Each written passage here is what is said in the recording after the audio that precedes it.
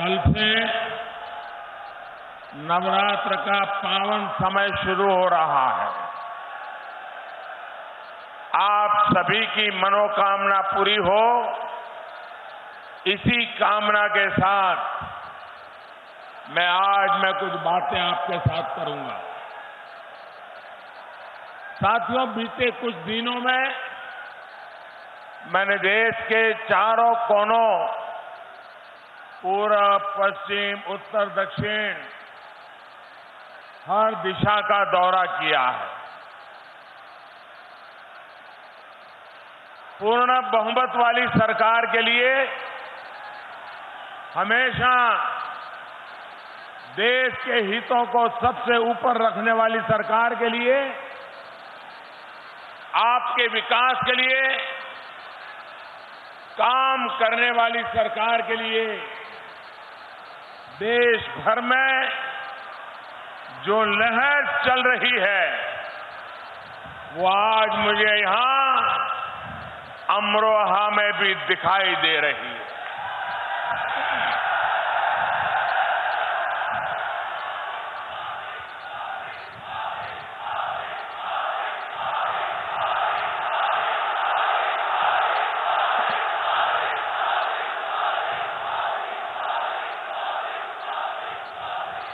भाइयों और बहनों, बीते 5 वर्षों में जिस तरह आपने इस चौकीदार का साथ दिया है,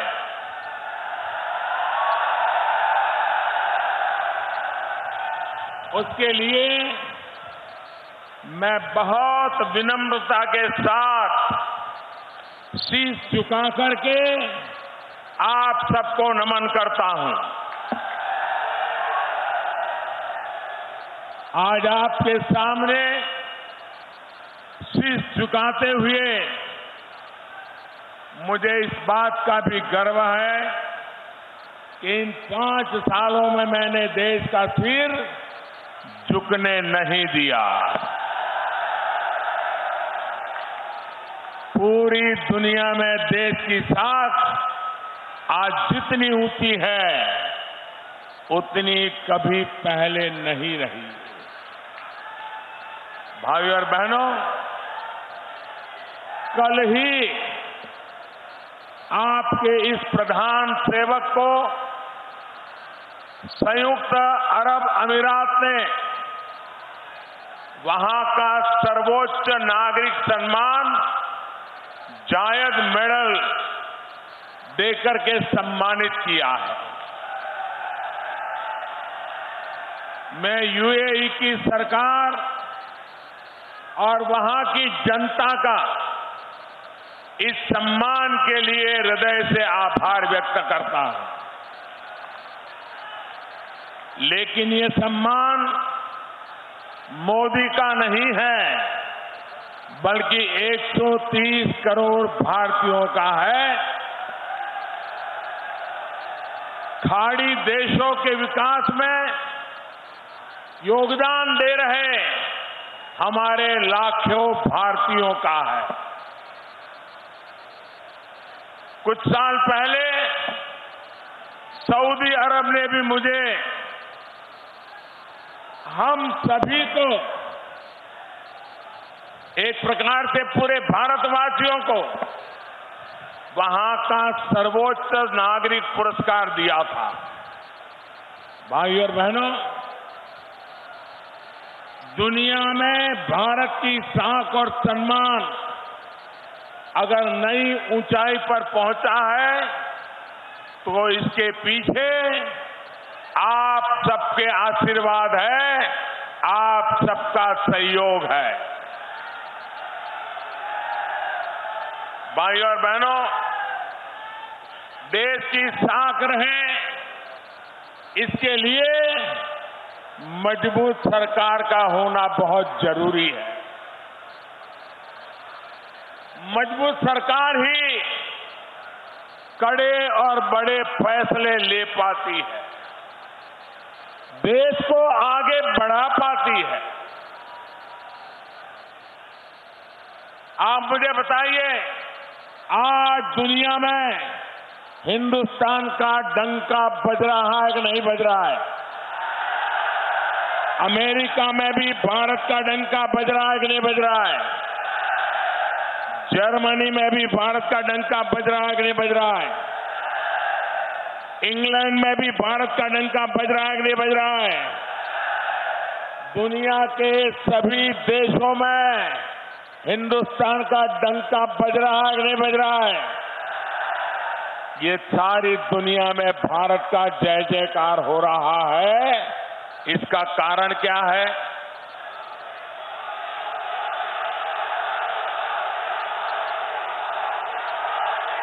ये दुनिया में जय जयकार हो रहा है, इसका कारण क्या है?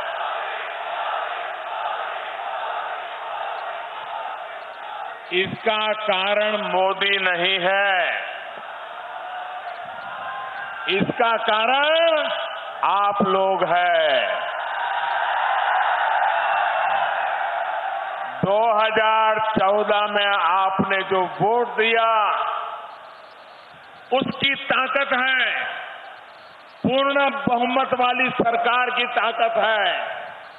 आपने मजबूत सरकार बनाई, इसलिए हिंदुस्तान का हौसला भी मजबूत हो गया और दुनिया में हिंदुस्तान का जय जयकार होने लगा।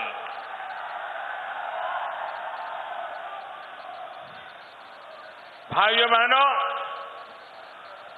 आपने मुझे 5 साल बराबर देखा है। विरोधियों ने मुझ पर आरोप लगाए, वो भी सुने हैं। आप मैं से मुंह पूछना चाहता हूं, पिछले 5 साल से जिस रणनीति को लेकर के ये चौकीदार चल रहा है, क्या आपको वो पसंद है? क्या आपको पसंद है? क्या आपको मंजूर है? क्या आप मुझे बताइए, आतंकी हमले के बाद मुझे चुप हो जाना चाहिए था या उन पर प्रहार करना चाहिए था? मैंने सही किया, ऐसे ही करना चाहिए। देश के नागरिकों की रक्षा के लिए कड़े से कड़े कदम उठाने चाहिए कि नहीं उठाने चाहिए? आतंक के सरपरस्तों से बात होनी चाहिए या उन्हें जेल भेजा जाना चाहिए? ये सारे काम कौन कर रहा है? कौन कर रहा है? आतंकियों को घुस करके किसने मारा? लेकिन आतंकियों को उन्हीं की भाषा में जवाब देना हमारे देश में ही कुछ लोगों को परेशान करता है। उनकी रात की नींद उड़ जाती है। जब भारत डंके की चोट पर दुश्मन को मारता है, तब कुछ लोगों को हिंदुस्तान में रोना आता है। जब पाकिस्तान पूरी दुनिया के सामने बेनकाब हो रहा है, तो ये पाकिस्तान के पक्ष की बातें कर रहे हैं। वो वहां पर हीरो बनने की स्पर्धा कर रहे हैं। भाइयों और बहनों, कांग्रेस हो, समाजवादी पार्टी हो, बहुजन समाज पार्टी हो, आतंकवाद पर इसी नर्म रवैये की वजह से कुछ लोगों के हौसले बुलंद हुए हैं। इन दलों ने सिर्फ आतंक को ही मदद नहीं दी है, इन्होंने आपके जीवन, आपके अस्तित्व को भी संकट में डालने का काम किया। साथियों, उन दिनों को याद कीजिए जब उत्तर प्रदेश में सपा की सरकार थी, बसपा की सरकार थी।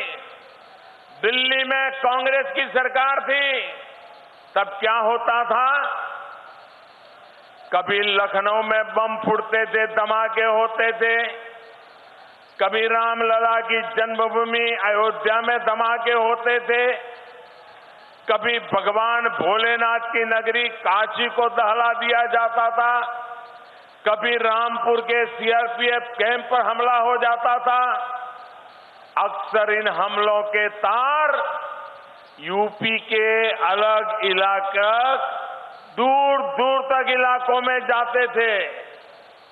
देश की एजेंसियां बहुत मेहनत से उन हमलों में शामिल लोगों को पकड़ती थी, लेकिन वोट बैंक की अपनी सियासत की वजह से बुआ भी और बबुआ भी, उनकी सरकारें उनको छोड़ देती थी। साथियों, ये हमले किसके खिलाफ थे? ये हमले कौन करा रहा था? और क्यों सपा बसपा ऐसे लोगों पर मेहरबान थी? ये आज उत्तर प्रदेश का बच्चा बच्चा जानता है। साथियों, अब बीते 5 वर्षों से धमाके रुक गए कि नहीं रुक गए? बम बंदूक की आवाजें बंद हुई कि नहीं हुई? निर्दोष लोग मरना बंद हुआ कि नहीं हुआ? भाइयों बहनों, धमाके इसलिए रुक गए क्योंकि दिल्ली में आपने एक चौकीदार को बिठा दिया है। आतंकियों को पता है कि वो एक गलती करेंगे तो मोदी उन्हें पाताल में भी खोज करके सजा देगा।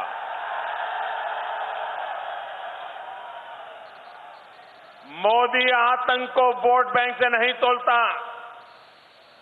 तभी आतंक के मददगार आज जेलों में बंद पड़े हैं। साथियों, शहीद अजीत सिंह हो, शहीद रिकू सिंह हो, शहीद मुकेश चंद हो, ऐसे हर शहीद ने सुरक्षित समृद्ध भारत के लिए ही अपने प्राण न्योछावर किए हैं। मुझे खुशी है कि भाई कंवर सिंह तंवर मेरे साथी ने इसी भावना के साथ अमरोहा में काम किया है। अपने प्रयासों से शहीदों की प्रतिमाएं लगवाई हैं और बेटियों के सामूहिक विवाह करवाए हैं। भाइयों और बहनों, देश को आगे बढ़ाना है तो हम सबको मिलकर साथ चलना होगा। कुछ लोग हैं जो देश को बांटने की कोशिश कर रहे हैं, अलग अलग जातियों के नाम पर खाई पैदा करने की कोशिश कर रहे हैं। ऐसे लोगों के स्वार्थ को समझिए।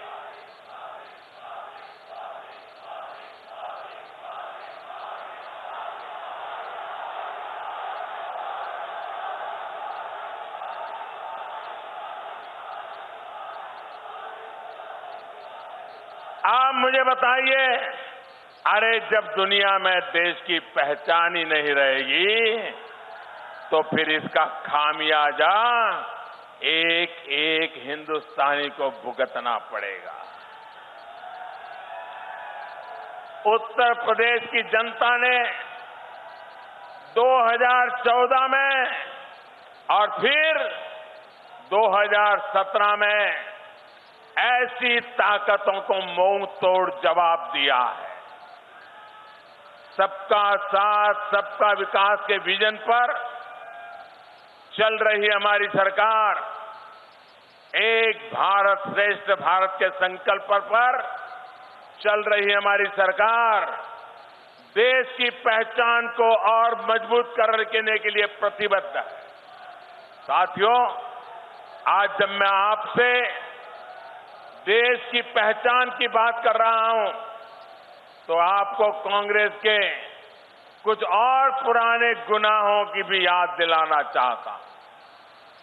सिर्फ एक परिवार की पहचान बनाने के लिए, सिर्फ एक परिवार के कुछ लोगों की प्रतिष्ठा के लिए, एक परिवार के स्वार्थ की सिद्धि के लिए कांग्रेस ने बाबा साहब आंबेडकर का भी अपमान किया था। कांग्रेस ने उन्हें चुनाव में हराने के लिए एड़ी चोटी का जोर लगाया था। देश के प्रति बाबा साहब आंबेडकर के योगदान को भुलाने की साजिश रची थी, क्योंकि बाबा साहब ने उस परिवार को चुनौती दी थी। इसलिए बाद की पीढ़ियों ने भी बाबा साहब से निरंतर बदला लिया। वो तो आज वोट बैंक की मजबूरी है जो कांग्रेस बाबा साहब का नाम लेना शुरू किया है, वरना वही कांग्रेस है जिसने दशकों तक उनकी फोटो तक संसद में लगने नहीं दी थी। ऐसी कांग्रेस को माफ कर सकते हैं क्या? ये उनके सारे साथियों को माफ कर सकते हैं क्या? उनके झूठे वादों को मान सकते हैं क्या? साथियों, उसी दौर में हमारे देश में एक और महान नेता हुए थे, जोगेंद्र नाथ मंडल। आपने शायद उनका नाम भी नहीं सुना होगा। आपने उनका नाम इसलिए नहीं सुना क्योंकि आजादी के बाद की कांग्रेस सरकारों ने उनके उन इतिहास को भी आपके सामने नहीं आने दिया। साथियों, जोगेंद्र नाथ मंडल बाबा साहब के बहुत करीबी साथी थे, कानून के बहुत बड़े विद्वान थे, लेकिन जीना के बहकावे में आकर बंटवारे के समय वो पाकिस्तान चले गए थे। वो पाकिस्तान के पहले कानून मंत्री बने, वहां का संविधान बनाने में बड़ी भूमिका निभाई थी, लेकिन इसके बावजूद पाकिस्तान में उनको अपमानित किया गया। एक विशेष वर्ग का होने की वजह से पाकिस्तान में उनका जीना मुश्किल कर दिया गया। वहां के हालात ने उनका भरोसा तोड़ दिया। वो इतने दुखी हुए कि पाकिस्तान छोड़ करके भारत की शरण में आ गए।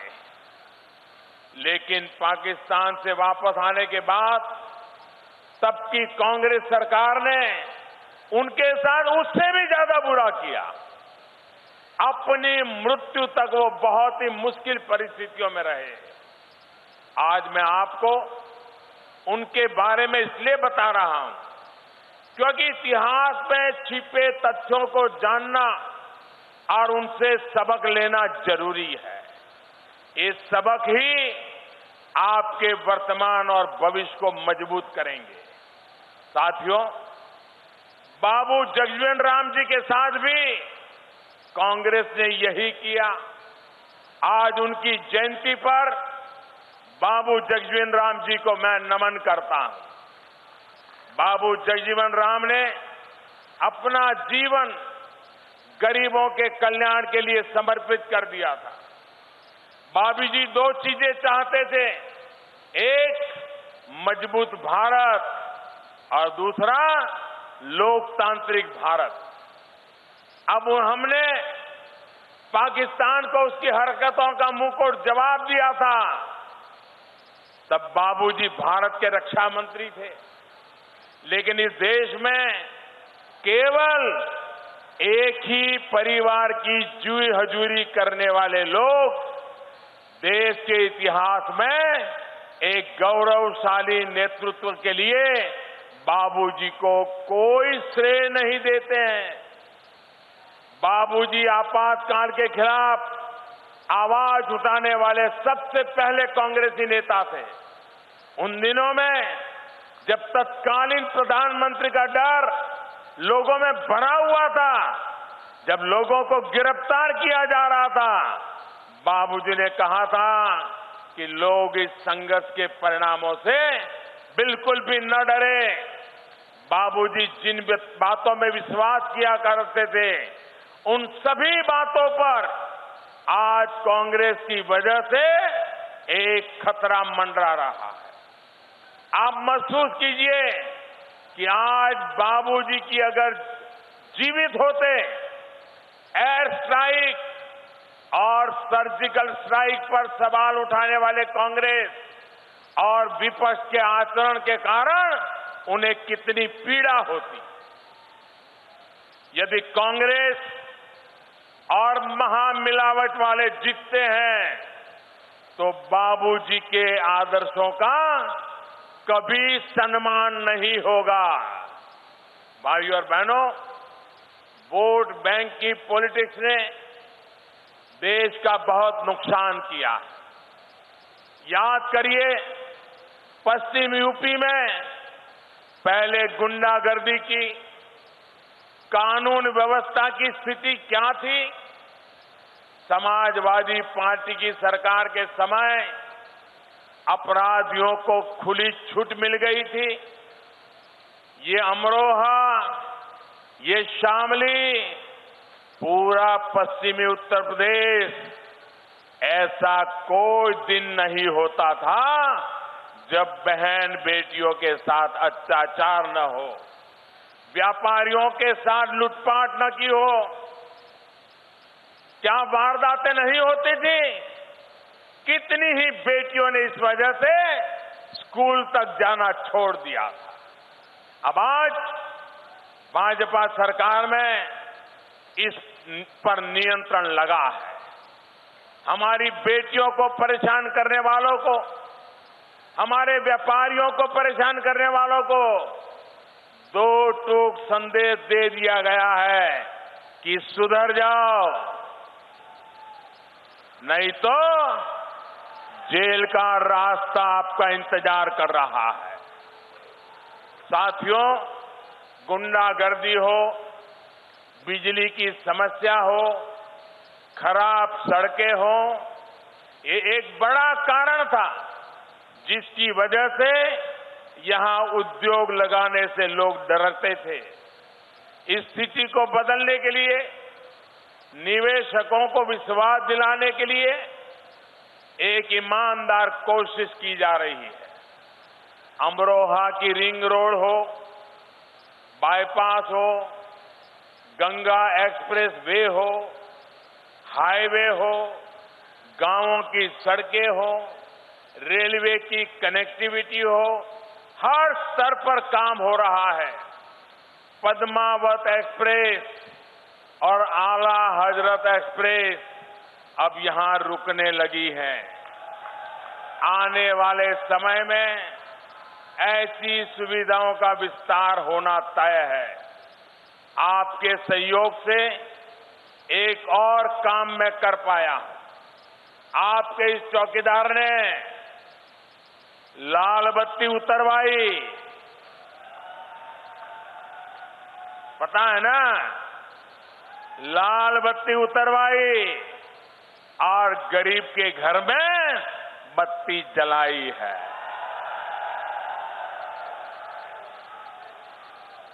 बड़ों की लाल बत्ती चली गई, गरीबों के घर में बिजली पहुंच गई। भाइयों और बहनों, सौभाग्य योजना के तहत यूपी के 77 लाख गरीब परिवारों के घरों तक मुफ्त में बिजली कनेक्शन पहुंचा है। तो अमरोहा और शामली में 1 लाख से अधिक गरीब परिवारों को रोशनी मिल चुकी है। कई गांव जो गंगा जी की गोद में बसे थे, वहां खंभे नहीं लग सकते थे, तो हमने रास्ता निकाला, सोलर पैनल लगाई, लेकिन बिजली का काम पूरा किया।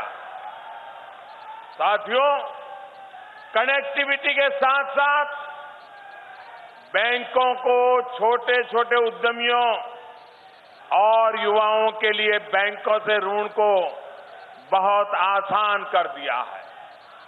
अब तो छोटे उद्यमियों के लिए 1 करोड़ रुपए तक के ऋण की स्वीकृति ऑनलाइन करने की भी व्यवस्था हमने की है। पूरे यूपी में स्वरोजगार के लिए बिना किसी गारंटी के करीब 1.5 करोड़ मुद्रा लोन भी आज दिए गए हैं। भाइयों और बहनों, जवान हो, नौजवान हो या फिर किसान, चौकीदार की सरकार ने हर एक की हित की रक्षा करने का काम किया। गन्ना किसानों को उनका पैसा उसी सीजन में चुकाया जाए, इसका गंभीर प्रयास हो रहा है। योगी जी पूरी संवेदनशीलता से इस पर काम कर रहे हैं। फसल की लागत का 1.5 गुना समर्थन मूल्य देने की बरसों पुरानी मांग को पूरा करने का काम भी ये चौकीदार ने किया है, भाजपा की सरकार ने किया।